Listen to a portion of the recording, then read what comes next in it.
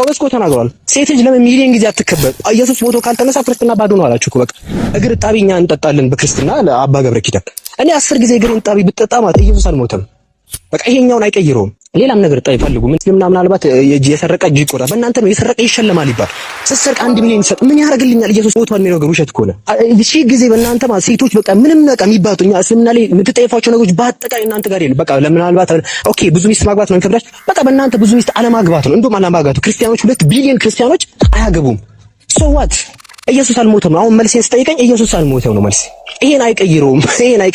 ይሄ እስካልተስተካከለ ድረስ ኢየሱስ አምላክ ነው የሚለው እስካልተስተካከለ ድረስ 10 ጊዜ ሴቶች በእናንተ እንዲህ ተሸክሟቸው 4 ወንዶች ሴቶችን ተሸክመው እንደዚህ በእንትን ተሸክሟቸው ይዞራሉ ቢባራስ እውነታውን አይቀይረውም።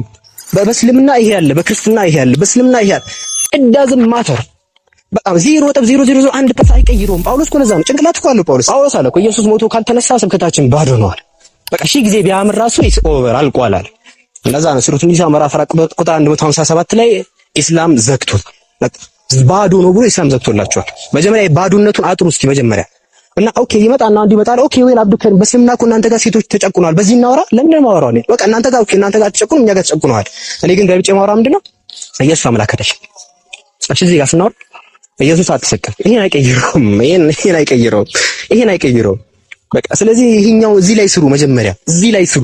እሺ በቃ የምታነሳቸው ነገሮች እስልምና ላይ ይሄ አለ ኦኬ አለ በቃ አለ። ስለዚህ ምን ክርስትና ስትግት ያደርገዋል። ከዛ በኋላ መሰረት ላይ ነው የምናወራው። መሰረት ላይ መጀመሪያ መሰረቱን እናወራ ፕሊዝ ጋይስ። በቃ ይሄን ማለት ፕሊዝ መሰረቱን እናወራ። ግን ምናምን ያልተማረ ሙስሊም ብቻ ነው ከዞረበት በእናንተ ንግግር። እኛ ጋር ነው አሁን መጨረሻ አሁን አንድ መጣ ነብዩ መሐመድና አይሻ እኮ እንደዚህ ተጋቡ። ስለዚህ እኛ ጋር እኮ አንድ ሴት ኦኬ በቃ እናንተ ጋር ሴት የምታግቡ 93 ዓመቱ ላይ ነው። ስለዚህ በቃ ትክክል ያደርገዋል ክርስትና ብራዘር። ሰው አምላክ ሞቷል እያልከኝ እኮ ነው። አምላክ ሞቷል። እሺ እኛ ጋር ግን ሴቶችን በ93 ዓመት ነው የምናገባው። ለምን በ1 ሚሊዮን ዓመት አታገባትም ሴቷን? እኔ ምን አደርግልኛል? አምላክ ሞቷል እያልከኝ ጤና የለህም እንዴ? እኛ ጋር ያለው ሚዛናችሁ ይገባችኋል? ይመጣና አይሻ ጋር ኑ ወደ ብርሃን ተመላለሱ። ወደ የትኛው ብርሃን እንመላለስ? አምላክ ተገደለ ወደሚለው ብርሃን እንመላለስልህ? አምላክን ሰዎች ገደሉት ወደሚለው እንመላለስልህ? ምን አይነት አምልኮ ነው ያላችሁ ጋይስ?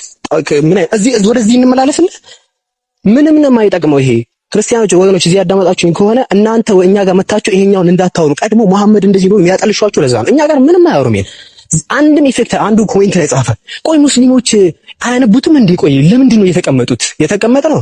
አንደኛ አምላክ አይሞትም ብለህ ስለምናምን በቃ ክርስትና ይሞታል ብለህ አንተ ራስህ ገርሞናል። ያንተ መቀመጥ እዛ አምላክ ተገሏል ብለህ መቀመጥ ራሱ ይደንቀናል።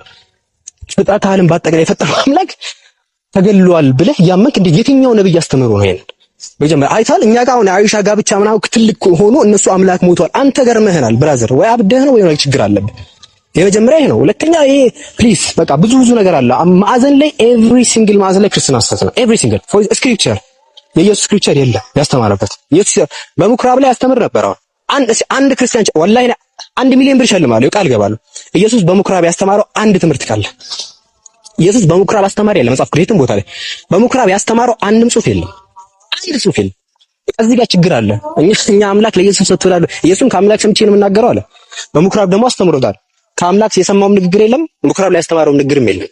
የመጀመሪያ ችግራችሁ ሙስሊሞች ከዚህ በኋላ ክርስቲያኖች ካላችሁ እዚህ ጋር አዳምጡን። የመጀመሪያ አምላካችን አላህ በምዕራፍ 3 ላይ ብሎ ነግሮናል። ነዘለ ዐለይከል ኪታበ ቢልሐቅ ሙሰዲቀን ሊማ በይነ ወአንዘለ ተውራተ ወልኢንጂል። ተውራትና ወንጌልና ኦሪትን ያወረደ ነው። እኛ ወንጌል ተወርዷል ምናምን ነው። ኢየሱስ ጋር እናንተ መጽሐፎች ላይ ኢየሱስ ተቀብያለሁ መልእክት እያለ ቃሌን ተቀብያለሁ ሰጥቻቸዋለሁ እያለ ነው። ከአምላክ ሰምቼ ነው መግራችሁ እያለ ነው። ምኩራብ ላይ አስተማሪ ይላል።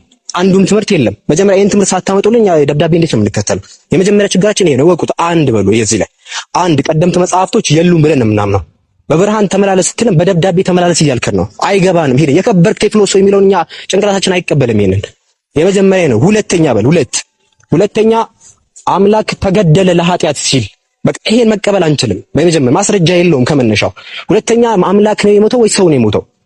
ይሄ ሶስተኛ ጭራሽ ኢየሱስ ራሱ ተሰቅሏል የሚለውን ሂስቶሪካሊ ማረጋገጥ አይቻልም። ይሄ ደግሞ ትልቅ መሰረት ነው። መሲሁ ይሞታል ማለት ራሱ ጤና የላችሁ። መሲሁ እንዴት ነው የሚሞተው? ከመነሻው መሲሁ እኮ በጣም የሚጠበቅ ነው። አምላክ ያድነዋል ተብሎ በትንቢት የተነገረለት ነው። ይሄኛው እንዴት ነው የምንቀበለው? ከመነሻው ማስረጃ አለው ወይ? ይሄን መጀመሪያ አቅርቡ። ጳውሎስ ራሱ ለዚህ ማስረጃ ማናቀርብ ከሆነ ክርስትና ባዶ ነው ብሎ አምኗል። ሺህ ጊዜ የእግር ጣቢ አባ ከብሪክ እንዳለው በእኛ እንግዳ የእግር ጣቢ አይደፋም ይጠጣል ስላለ ይሄ ራሱ ቢጠጣ ራሱ እንግዳ በመጣ ቁጥር የሙስሊሞችን ጣቢ ብትጠጡ ራሱ እኛ አንፈልግም፣ ምንም አይጠቅመንም ይሄ ፕሊዝ።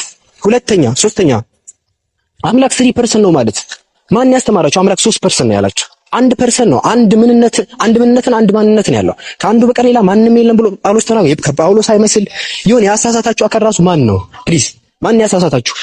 ጳውሎስን ያሳሳታችሁ ለማለት ራሱ ጳውሎስ አያምንም። አሁን አንደኛ ቆሮንቶስ 8:4 ላይ ከአንዱ በቀር ሌላ ማንም የለም ብሎ ነው የሚያምነው። ቁጥር 6 ላይ አንድ አምላክ አብ አለን ብሎ ቀረቀረው። ኢየሱስን አንድ ጌታ ብሎ ነው ጌታ ሐዋርያት 12:36 ላይ የተሾመ ማለት ነው። አንድ መምህር አለ እንዴ ነው የሚያምነው። እሺ ምን እንበል? ሶስት ከባድ ችግር ማለት ነው። ድጋሚ እንዳለ በዚህ የተሞላ ነው።